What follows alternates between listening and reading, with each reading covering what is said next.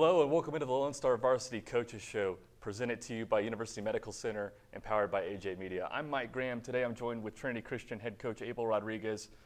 Trinity Christian got a 36-20 win against Sudan to move to 3-0, and they tied their win total from last year with their first-year coach. And, you know, before we even look at these films, just tell me about what it's like to be 3-0 at this point of the season and to have matched your win total. I mean, the kids got to be feeling really good with district play beginning this week. Right, yeah, no, it's been big for a program. You know, of course, we had 3 wins last year. They just came at different times. The kids at Trinity are working hard. They're doing what they're asked. You know, they're following everything that we're scheming every week to week. But, you know, the biggest thing with the 3-0 is that they've never had it before. You know, the program's in its 4th year, 2nd year in a district. And so tasting a 3-0 start is good for them because now they have that experience moving forward. You know, in this office, we thought that Sudan and Trinity Christian were pretty evenly matched. What do you think it was that really that tilted momentum in your favor through the course of the game? Well, I mean, I think for the most part, I've mentioned to everybody that's looked into our program this year and asked, you know, what's the difference between this year and last year? You know, because, you know, last year was a 36-0 Sudan win, you know, and what made us tip the scale this year was just simply depth. You know, we've got enough kids now that we can rotate in and out. We've got some that are playing one way, and then experience. You know, our kids last year were sophomores and freshmen. This year they're juniors and a couple of key seniors, but for the most part juniors and sophomores. So experience played a big role of saying, look, hey, we know where we were at last year in this game. Don't let that happen again. Play number 1 is a punt return for a touchdown, and we'll look at it and. You know, it doesn't look like y'all are sending a lot of heat on this play. It looks like it's a straight-up return. Is that correct? Yeah, no, we don't. Given the fact that the punter, rushing the punter, you know, and we get a big stop, we don't like to give up free, you know, penalty yards. And so we like to set up some kind of return. But ultimately, we just don't want to get a rush in the punter. And then we also don't want to give a free fake punt. So we like to keep our guys back, hold them up as much as we can. Then we try to set up a wall at some point. Let's check it out. Now, one of the biggest things with this play is that, you know, we're 0-0 here in the second quarter. Yeah, not a lot of pressure coming, but a lot of people coming back to defend the returner. Yeah. Now, it also helps when you've got Daniel Wheeler there, standout athlete. Yeah, you get two blocks from these guys right exactly. there. Can we go back and just show that again? Just the 2 blockers really quick, about a second back, yeah. And, I mean, those 2 blocks are huge. Yeah, no, it's and here's the thing is with the athlete we've got with Daniel Wheeler, you know, naturally look at the field right now. You've got all this green space here, Daniel, but he's the athlete that we've got. We can trust. He turns it back the other way into the numbers. But yeah, those 2 key blocks by Zach Jones and I believe that's Clayton Reeves spring it, and then Daniel kind of just uses the edge there. Now it's amazing he got by those 2 guys. They took really good angles on him after you pass the first set of blockers. They've got good angles on him. Is that just his speed?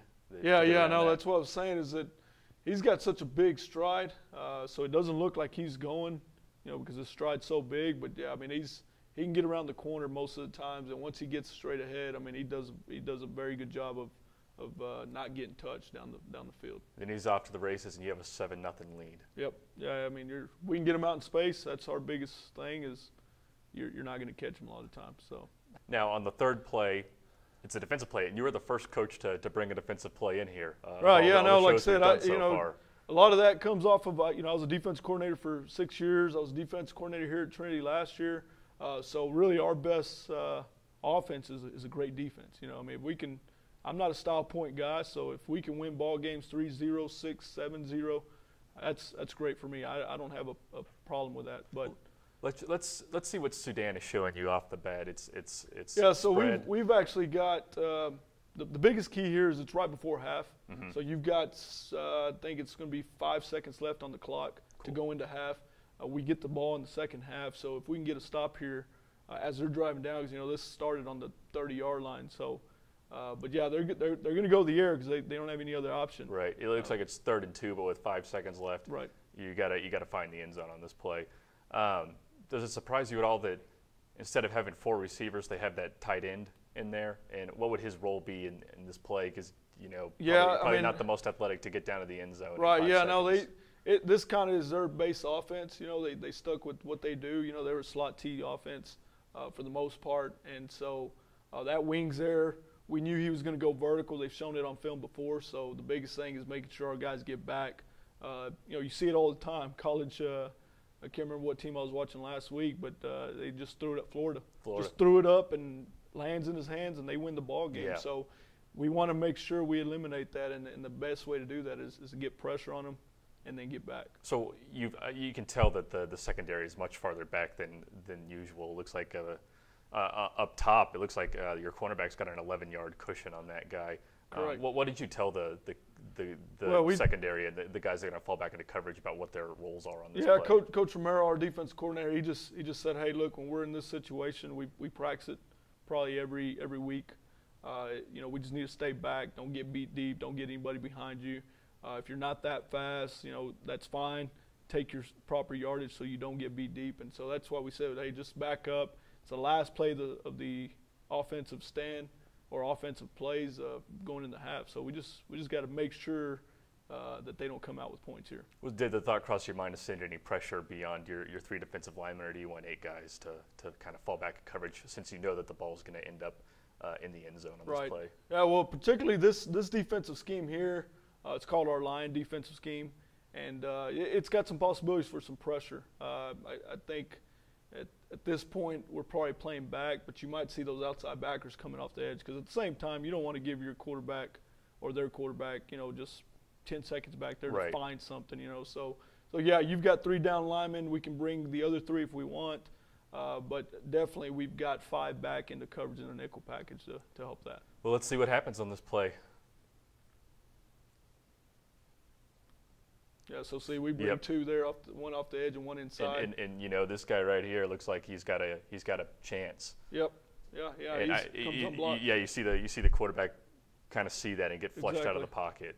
So the play's already coming off the rails. Yeah, exactly. The pressure helps out there, and that's kind of what I said. If we can get them going sideways, not letting them sit back there and throw. Now the kid throws a pretty good ball here. We just make a good play.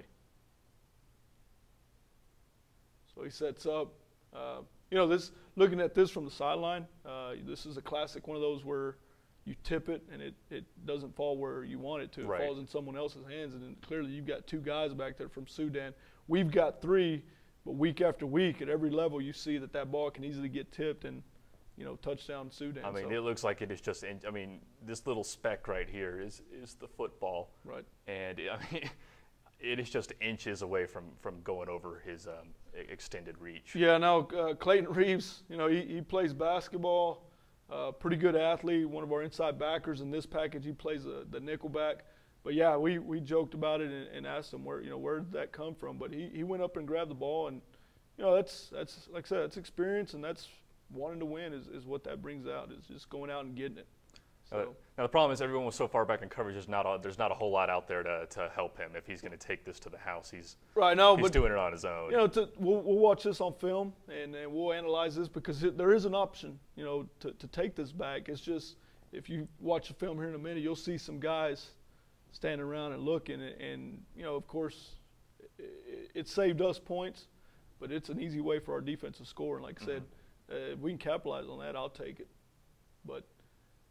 Yeah, so they did get out in front. Yeah, they got one, and here's the thing: if that guy would just block back, I don't think the other Sudan player will catch Clayton. So he's like I said, he's one of our running backs, so he's got some speed that can get up in the open field. So, but I can't complain. We're going in 15-6 at home with like I said, last year we were not anywhere close to leading in the game. So in this game, so we're sitting good in my opinion. And then. At halftime, this is a team that beat you 36-0 last year. You've got a lot of the same players that were on last year's team.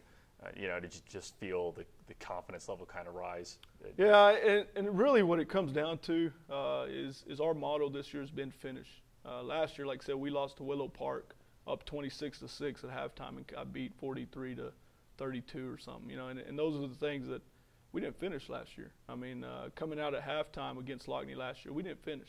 So that's been the staple comment from me to the kids at halftime every time is, look, we've got to finish these next 2 quarters, next 24 minutes, and get this win in our books. So at halftime, going in 15-6, I said, if our defense doesn't hold another, they hold them, they don't score another point, we win this ball game. If our offense can go down and score some more, great, we win the ball game. But the biggest thing is finishing the game, and I think we did that pretty well the second half. Well, Trinity Christian has their district opener this week against Lubbock Christian, and I think this is a really big game for the program because, one, it's a rivalry. There hasn't been a lot of success early against Lubbock High, and this looks like the team that might be able to challenge Lubbock Christian for the district title. Definitely so. Like I said, Lubbock Christian's a great team. They're a great school. Coach Softley's done a good job over there since he's been over here. I think this is the second year, and so. But for Trinity, it's something that kind of sets a tone for going into district. I told the kids, hey, look, y'all been looking for this game, given the fact that, at the end of the day, there's no reason to shadow or hide. I mean, they're a rival. They're a crosstown rival. All the kids usually somehow get involved with each other, whether through church or basketball or volleyball. So it's a big game for both of us. And like I said, if we can go in there, get a win out at their home field, I think it kind of sets the tone for the rest of the district play. Hey, Coach, we really appreciate you coming in. This has been the Lone Star Varsity Coaches Show, powered by UMC and AJ Media.